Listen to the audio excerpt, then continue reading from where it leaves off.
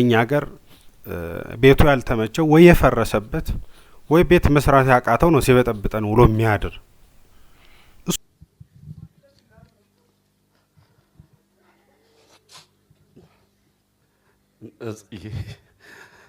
ነጻነት የት ጋር ነህ? በዚህ ሰዓት አብረን ነበር። ነጽ አስሉኮ የት ጋር ነህ? አስሉኮ ወይኔ አሁን ታገስ ጋር ነበርን። አሁን ከ5 ደቂቃ በኋላ እንገናኛለን። ነጽ እንዴት ነው ያልመጣ? ወይኔ ነጽዬ እንዴ በጣም ይደብራል። ነጽ እንዴ ብቻዬን ነው የተውከኝ። ነጽ ሰላም እንዴት ናችሁ? አርቲስት ነጻነት ወርቅነህ ከሞተ ከ2 ወር በኋላ እህትና ወንድሙ ሚዲያ ላይ ወጥተው ስለ ኑሮ ሁኔታ ነግረውን መልሰው አሳዘኑን። የእውነት አስተከዙን። የነጻነትን ዜና እረፍት ስሰማ በግሌ የፈራሁትን ያክል ድንጋጤ በህዝብ አላየሁም ነበር። ነጺን የመሰለ ሰው ሲሞት የሚፈጠረው ድንጋጤ ይታወቃል። የኢትዮጵያ ህዝብ በጣም አዛኝ ነው፣ ደንጋጣ ነው። ለታዋቂ ሰዎች የሚሰማው ስሜት ይታወቃል። የነጺ ጊዜ የሆነው የታዘብኩት ግን የፈራ ነው ሆነ አይነት ነው። እውነት ነው። ነጻነት በተለይ ታሞ ከተመለሰ ወዲህ በሰራቸው ፕሮግራሞች ላይ እንዳልተመቸው ደህና እንዳልሆነ ጠቅላላ ሁኔታው ይናገር ነበርና የሰውም ሁኔታ የፈራ ነው ሆነ አይነት ነው። ድንገት ያልሆነበትም ሞቱ የሆነ አዲስ ድንጋጤ ሳይሆን እንዳልኩት እንደፈራ ነው ሞት ከአይነት ነገር ነው። ያም ቢሆን ግን ደግሞ ቀዝቃዛ አልነበረም የሐዘን ሁኔታ። የእውነት ታዝኖለታል።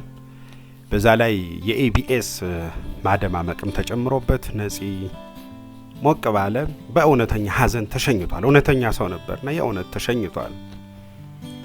ግን አሁን ከቤተሰቦቹ የሰማነው ነገር የእውነት ያሳዝናል።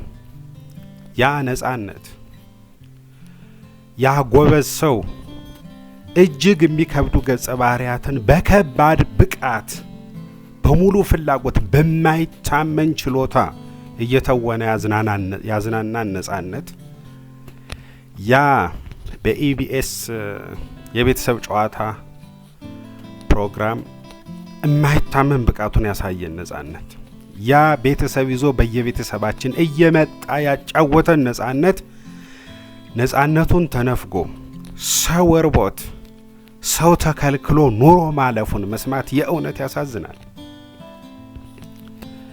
ከእህቱና ከወንድሙ ቁጭት፣ ሐዘን፣ ለቅሶ የተረዳነው እሱን ነው። ነጺ እንዲህ ኑሮ እንዳለፈ መስማት የእውነት ያሳዝናል። የእውነት ነው የሚያሳዝነው። የእውነት እኔ ደግሞ በጣም ገረመኝ። እህትና ወንድሙ ሚዲያ ላይ መጥተው እንዲህ ሲያወሩ በጣም ገረመኝ። እንዴት እንዲያ ምንም ነገር ያልነበረው ሰው፣ እንዲያ ሁሉንም ነገር የተነጠቀ ሰው፣ እንዲያ ከልጆቹ ማጠገብ መሆን ያልቻለ ሰው፣ እንዲያ ከሚስቱም ጋር መኖር ያልቻለ ሰው፣ እንዲያ ሲታመሙ እንኳን በቤተሰቡ እንክብካቤ የተነፈገው ሰው እንዴት በዛን ያክል ትጋት፣ በዛን ያክል ነጻነት፣ በዛን ያክል አቅም አዝናናን ነው ያልኩት እኔ። እንዴት ያን ያክል በደስታ ማዝናናት ቻለ? ምን ያክል ሙያውን ቢወደው ነው? ምን ያክል ትጉ ቢሆን ነው ብዬ ነው በእውነት የተገረምኩት እኔ የእህትና የወንድሙን ሐዘን ስሰማ። ነጻነት ቢመቸው ቢችል ሁኔታዎች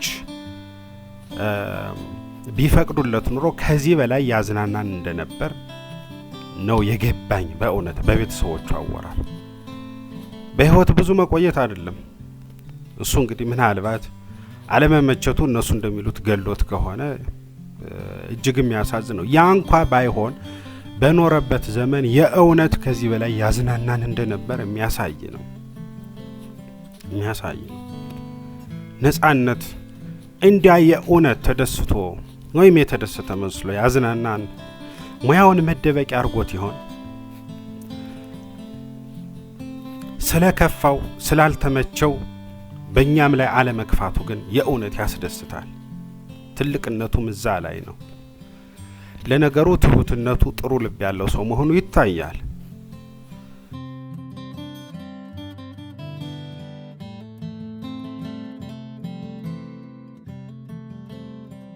My father, Netzanet Warkana, was a good man, a devoted husband, and the best father I could have possibly asked for.